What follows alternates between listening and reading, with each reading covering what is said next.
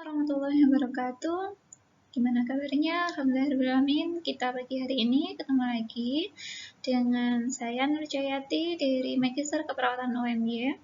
Untuk topik yang akan saya bawakan di kesempatan kali ini adalah tentang bagaimana kita mengetahui bahwa data kita itu terdistribusi normal atau tidak. Dan untuk normalitas data ini hanya berlaku untuk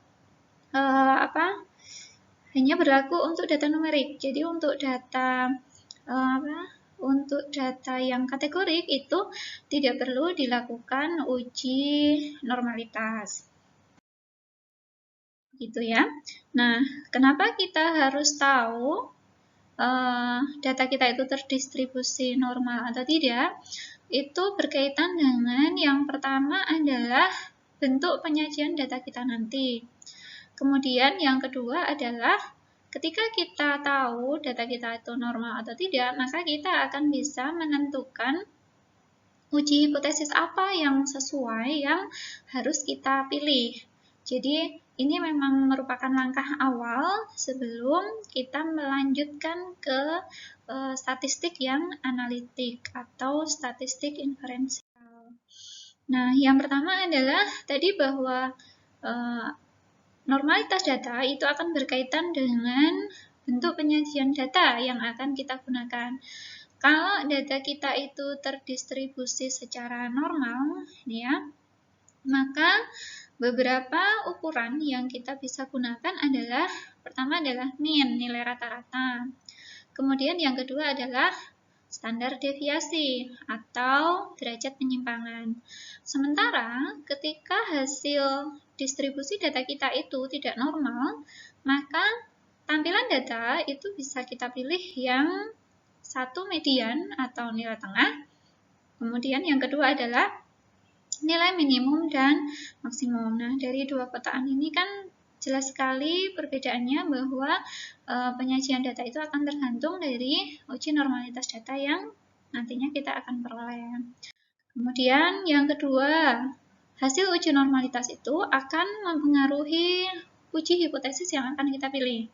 Yang pertama adalah ketika data kita terdistribusi normal, maka uji hipotesis yang bisa kita gunakan itu nanti menggunakan uji statistik yang parametrik.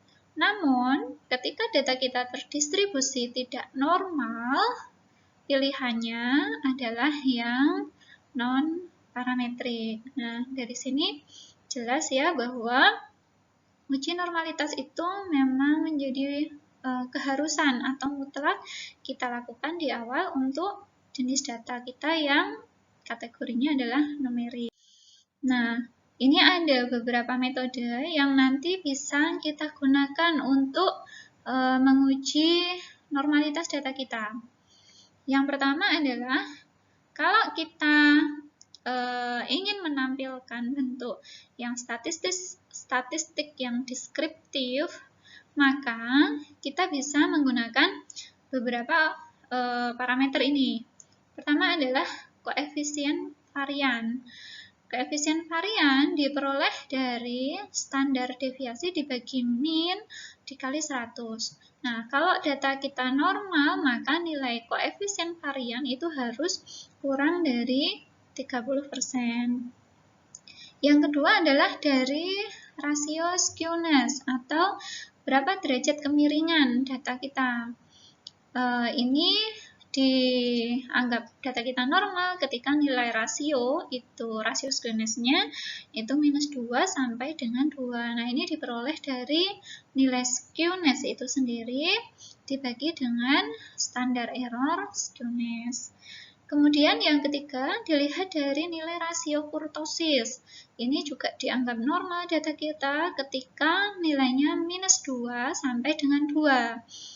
Rasio kurtosis ini akan kita dapatkan dari nilai kurtosis dibagi standar error kurtosis. Nah, mungkin Bapak Ibu akan bertanya, dari mana sih kita bisa melihat nilai skewness, kemudian standar error skewness, terus kurtosis, standar error kurtosis itu kita perolehnya dari mana? Nah, itu pada saat Bapak Ibu menganalisis statistik deskriptif itu di tabelnya, tabel output dari SPSS itu akan muncul nilai-nilai ini ketika pada saat operasional SPSS Bapak Ibu mengklik untuk uji normalitasnya itu dengan skewness, kemudian kurtosis itu Bapak Ibu klik itu nanti akan kelihatan nilai-nilainya. Nah itu nanti kita dihitung secara manual. Kemudian yang keempat, normalitas data kita bisa melihat dari gambar histogram. Ya, seperti lonceng itu, maka kalau kita mengatakan normal data itu, maka bentuk dari histogram itu harus simetris. Jadi lonceng itu benar-benar ada di tengah, kemudian dia tidak miring ke kanan atau ke kiri, jadi arah datanya tidak mengarah ke kanan atau ke kiri.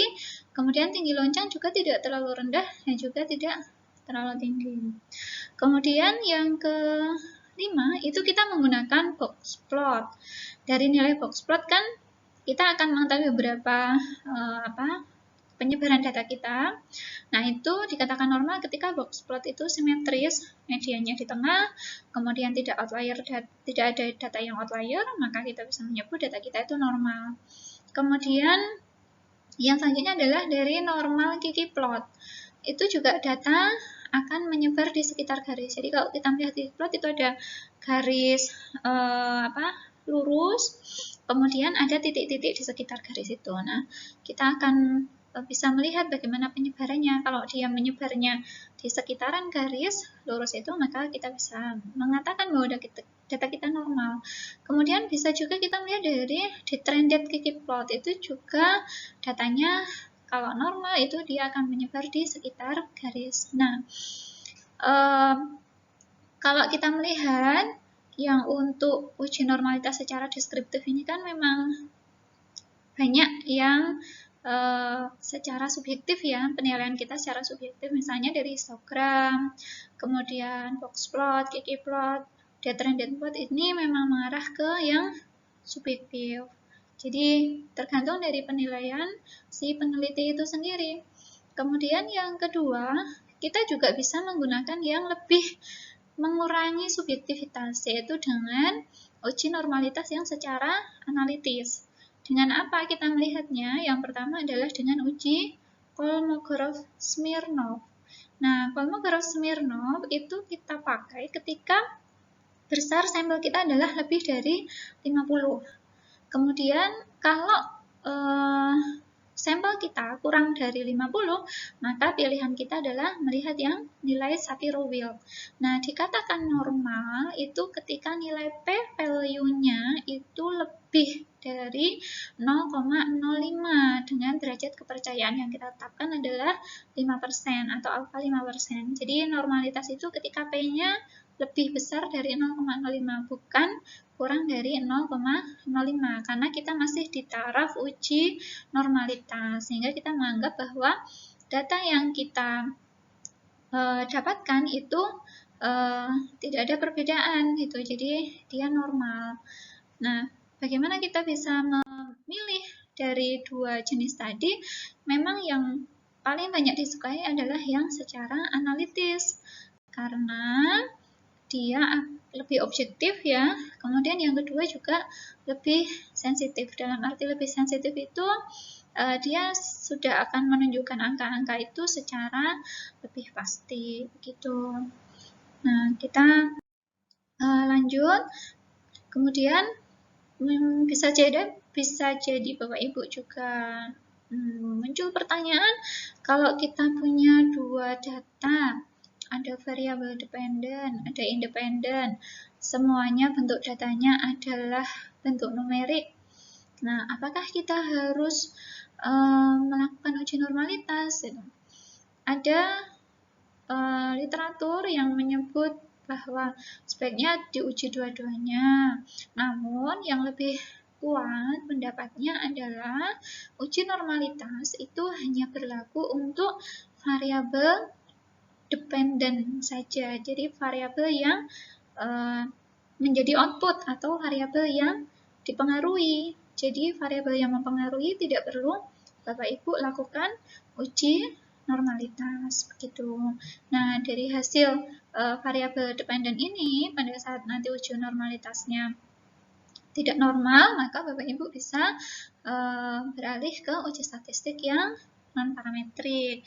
Tapi kalau dia normal, maka Bapak Ibu bisa melanjutkan yang diuji parametrik gitu ya. Kalau yang tidak normal ke non parametrik. Jadi kita hanya fokus di variabel dependen saja.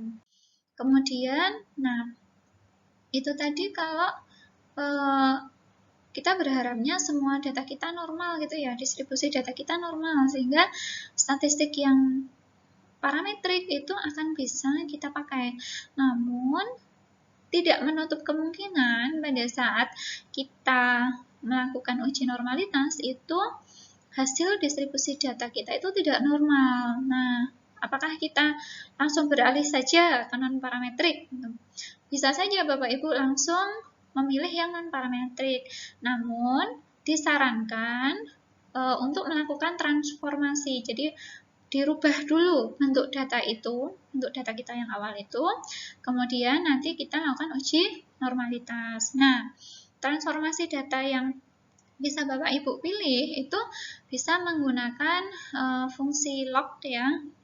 Kemudian yang kedua adalah menggunakan akar, bentuk akar.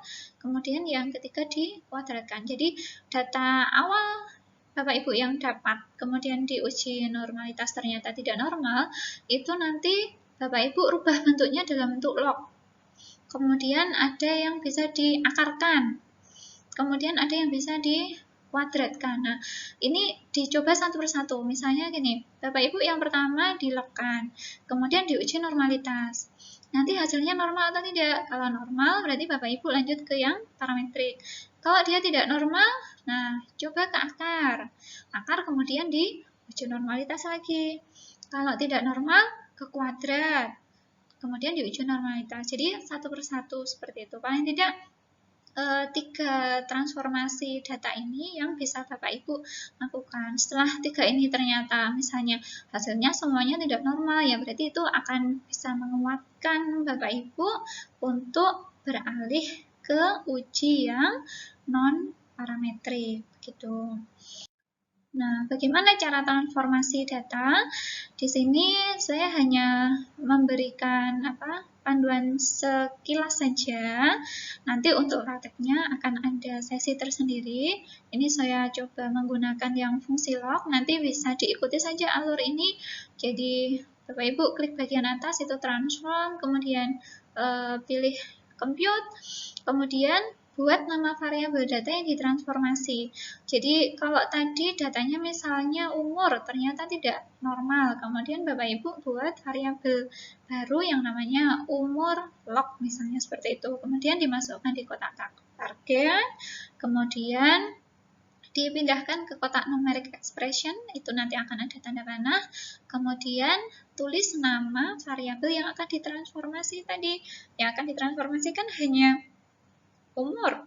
Ya, kemudian kita klik OK saja. Nah, nanti akan muncul variabel baru di data view. Bapak Ibu bisa melihat kan di tampilan awal SPSS kan ada data view, ada variabel view. Nah, di data view itu akan muncul nama variabel kita yang baru dengan nama umur log gitu.